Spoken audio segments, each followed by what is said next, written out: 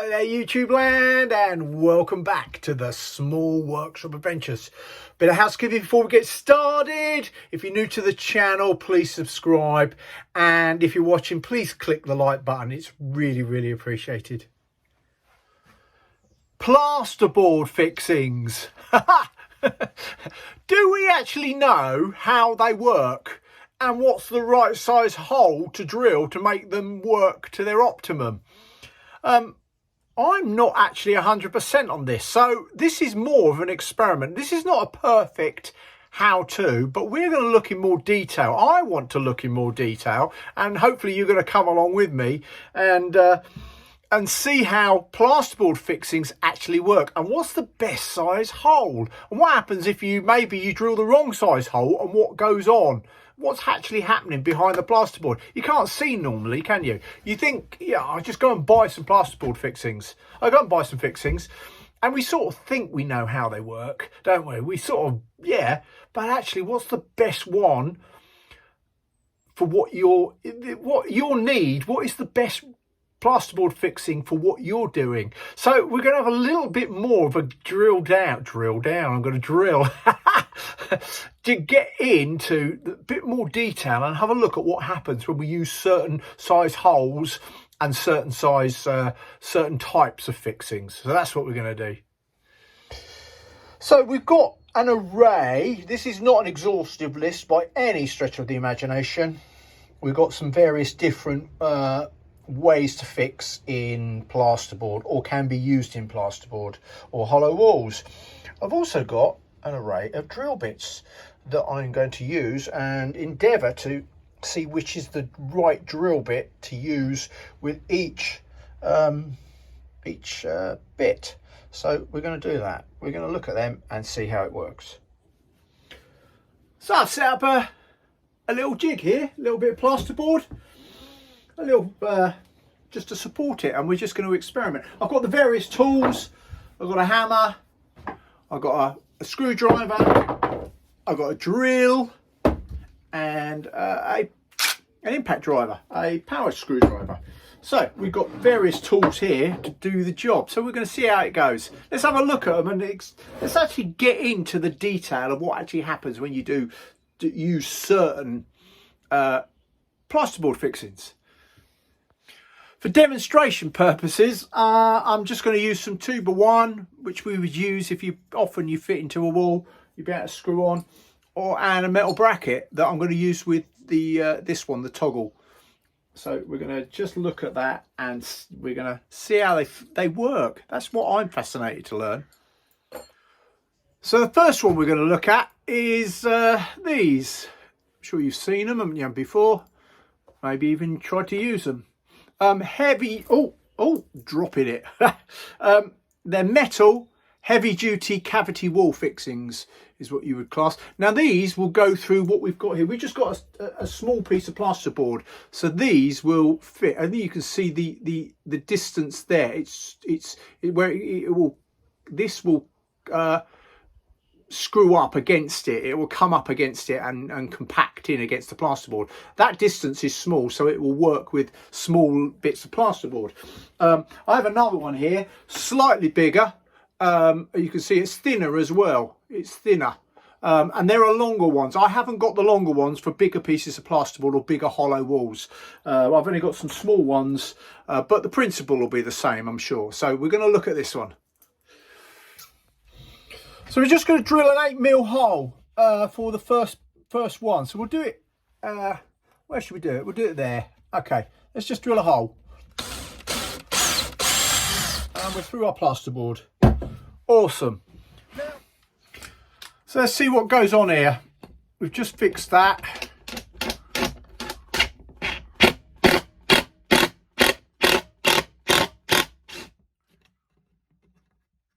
And that's pulled up. We've got a bracket on the other side.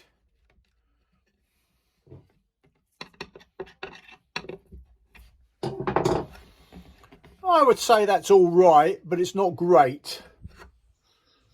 So now what I'm doing is I'm just screwing this up by hand, because what I used was an impact driver, which lots of us use.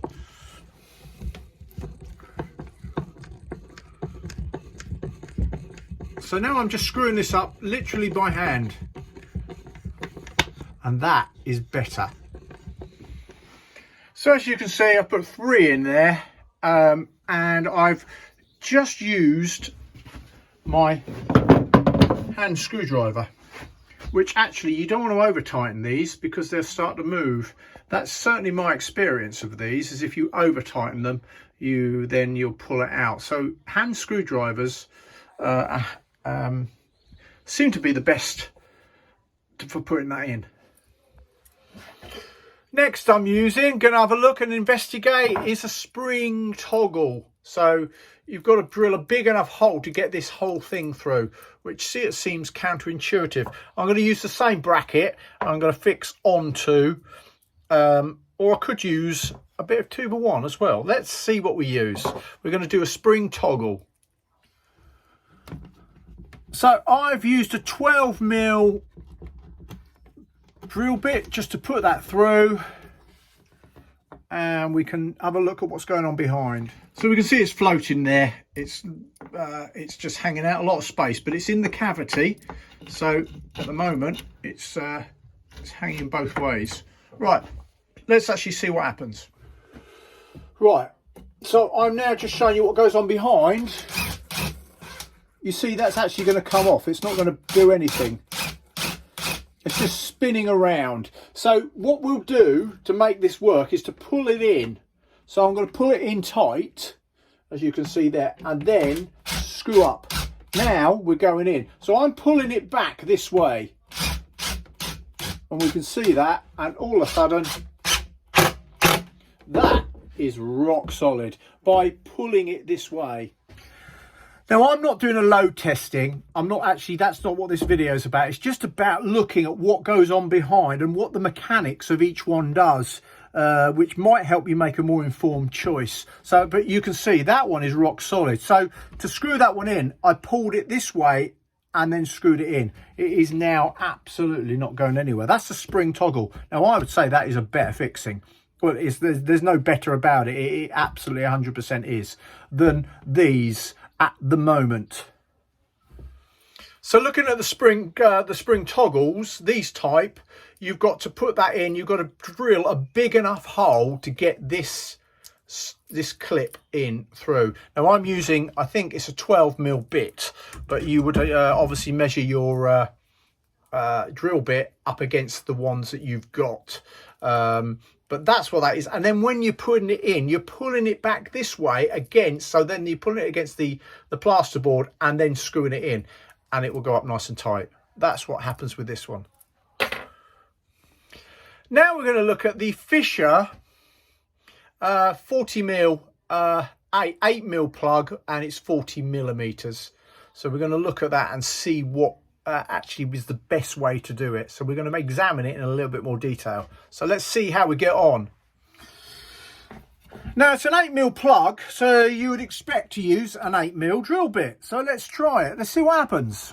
Put an 8mm drill bit in there. Right. And we put our plug in. So this is our Fisher 40mm. Let's put that in. Okay, we've got that in. Now, what lots of us use, and I certainly use a lot, is a 4 or a 4.5 screw. We've got various different thicknesses you can actually get. So you've got, these are a 4.5, I think, or a 4. So let's see how that goes. This is a 50mm screw, and we're going to put a battening on the wall and see how it goes. Let's just screw this in. Let's screw that into there. Okay, we're watching for this one here. Right, we're just putting a 4.5 screw, and let's see what happens. We're screwing in with a piece of 2x1 this side. Yeah, okay, that's not doing a lot there. We're struggling. It's just basically spinning around in an 8mm. Let's see what happens if we change it up.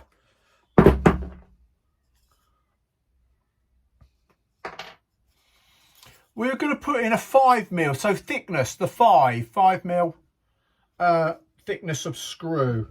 So let's have a look at that. And let's see what happens. We're going to do the same again. Bearing in mind this is an 8mm hole for an 8mm plug. Let's see what happens. Let's screw her up. Now that is a lot tighter. We have put in a 5. So we can see what's happened there. It's screwed it in completely like that. You're losing focus a bit because I'm moving around quite a bit. That seemed pretty tight because we put a much thicker screw in. So if you put a thinner screw, and as you can see from this side, that's tight. That is fixed really hard. That's a good fixing.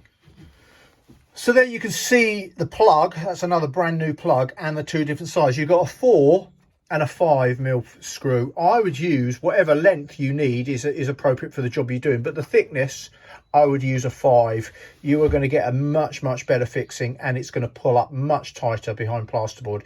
If you use a 4mm screw, it's just not going to chew up, as we saw behind, as we've just seen. So the thicker the screw means it pulls up really tight. The next one we're going to do is the little 6mm version of the Fisher. It's only 30mm, so it's even smaller. So let's see how we get on with this. See what type of fixing and what happens again as we try and do certain things with it. All right, well, this is the 6mm by 30mm in length. Let's see what happens. Right, we're going to drill a 6mm hole. Let's do it.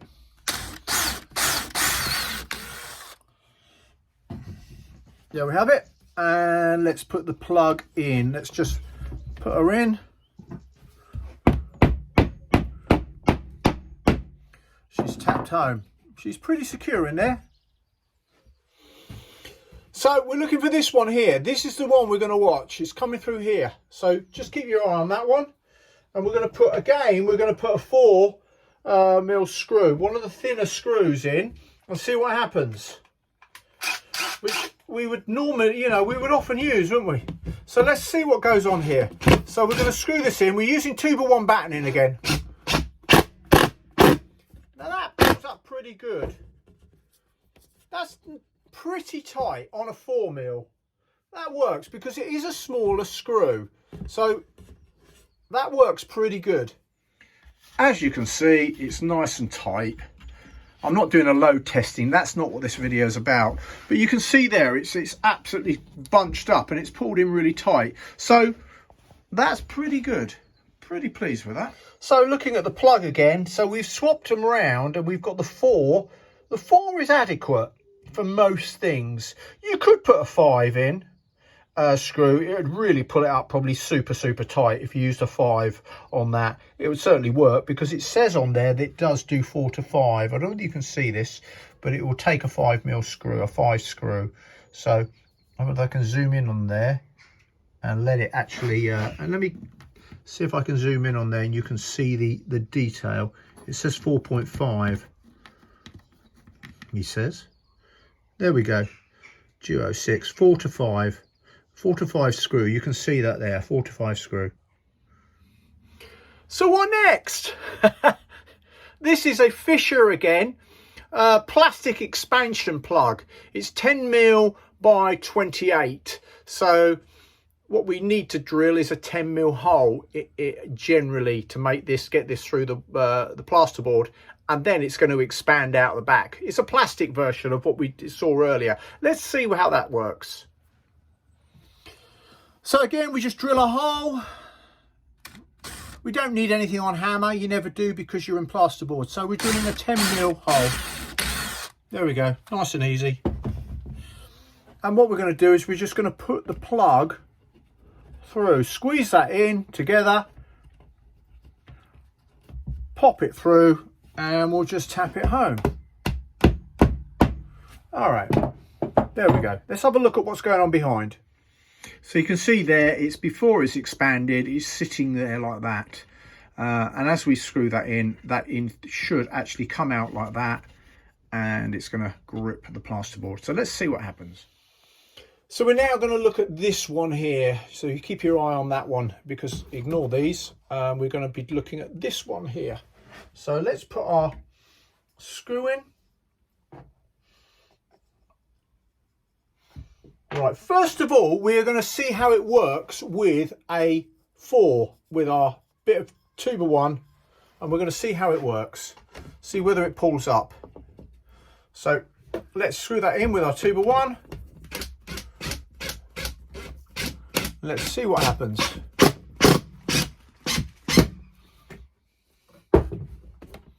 That's pretty good, isn't it? That's come up actually really quite tight. Let's have a look, more detail.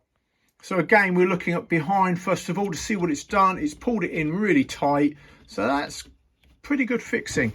And as we look around the front, that's pretty tight. And my screw is boring in, so I need to actually change my 2x1. You wouldn't keep doing this lots and lots of multiple times. But that's pretty well fixed. Okay, we're watching here. This time I'm going to put a slightly thicker screw in.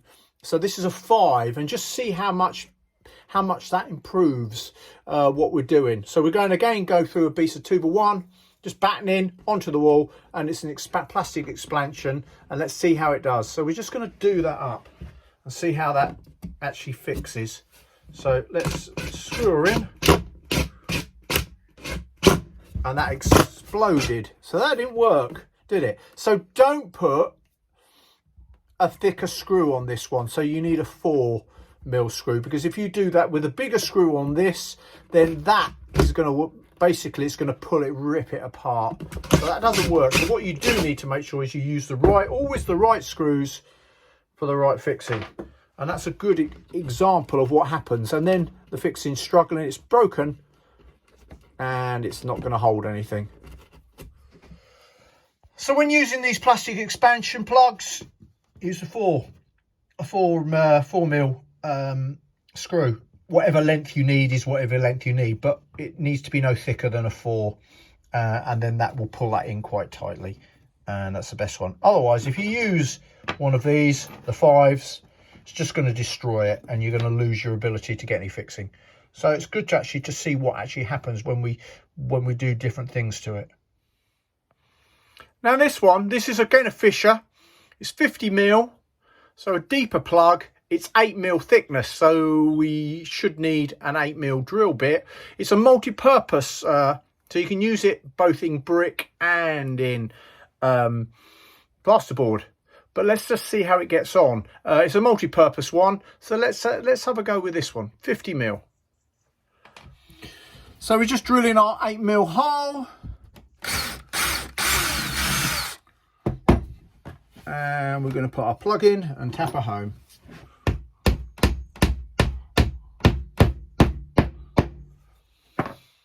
So we're looking at this one here again.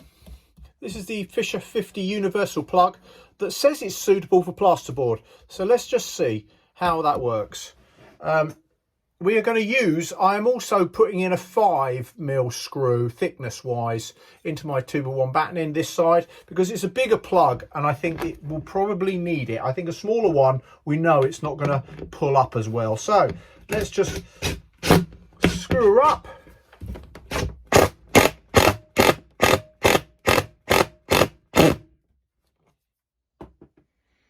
Now we can see there that is pulled in really, really tightly. That is properly screwed up. But again, I'm using a 5mm thickness screw, which makes a difference. If I'd used a 4, that just wouldn't have pulled in tight, almost certainly. We can have a go with a 4mm and see what happens. That is rock solid. That is not moving. That is properly tight. So we're just looking at this one, but we're only putting a 4mm screw in, thickness wise, and let's see what happens. So we're screwing her up, and she's basically spinning around. She's not doing a lot there. So that's what happens when you put obviously a thinner screw in. As we can see, she's not really creating a bigger, much of a fixing at all, and that would easily come out again. So what we've discovered is that putting in obviously certain size plugs, plasterboard fixings, it really helps to have the right size screws. And I've used 4 and 5s thickness screws. Can you see that there? Probably. there's a 4 and there's a 5mm thickness. The length, that depends on what size of material is going into the wall from the outside. So we're not really concentrating on the length, because obviously that is determined completely by what you're putting on the wall. But the thickness really makes a difference as to whether you're using an 8mm plug, as in these, or a 6mm plug. And these as well, these are 10, but if you put these expansion plastics, particularly these ones which are 10mm, if you put the big one in, it will destroy it and you won't get a really good fixing. So you need a smaller screw. So it's important that you've got really quite a number of different screws for the right application and for the right what you're putting up on the wall to get the right fixing, so that it will just be the strongest. If I'm going to choose between these two for metal fixings on a hollow wall, then I would go with the spring toggle every time, because that is just going to be a much stronger fixing. As long as you've got the depth inside, as long as you've got the space inside to pull that up, you're going to get a really strong fixing with one of these. But what you need to do is pull it and then it will screw in. If you just screw it in, it's just going to fly around. This will come off inside and it's completely wasted. So you need to pull that actually to the pull it out of the wall, so it pulls this up tight, and then you screw it in. These there's no doubt you can get, because there's a lot of these on the market, but in just this little unscientific test, I don't think these you would get as strong a fixing, and you're governed by the size of what your bolt is there anyway. So what would I use out of these? There are others as well. There are lots of other fixings, and I haven't done an exclusive of every single one. Maybe we'll look at some others as well. I know there's some things like Grip It as well, where you drill much bigger holes and then it comes out like a butterfly behind. Maybe we can look at some of those another time. But it was more about actually what happens, what's the right screws, what's the right way, the wrong way, or a better way. And in the end, when you're working with a wall, the wall will do what the wall do, and you've got to work with what the wall is doing and try and work. But it really helps if you understand it with each plug, you know what it's doing behind. Then you can make a more informed choice of what plug to put in. So as I said, this video was not scientific. It wasn't about perfect fixings. It was about looking at when you do certain things with fixings and what happens, and how to maybe get better performance out of the plugs that you're using. So that's what this has been about, and hopefully you found it informative. I certainly have. I found it interesting, because I'm doing it with you and I'm going, right, that's working and that's working. That'll be better. And it's certainly helped me understand more what goes on with fixings. So thanks for watching. It's great to have you here at the Small Workshop Adventures, and check out lots of the other stuff. There's loads of videos and loads of content, so if you're new here, go and check it out. Go and have a look around. There's all sorts of stuff. There's also lots of stuff around well-being, which is really important to me, and I know it's important to lots of you guys. So from me, Mark, at the Small Workshop Adventures, take care everybody. Bye.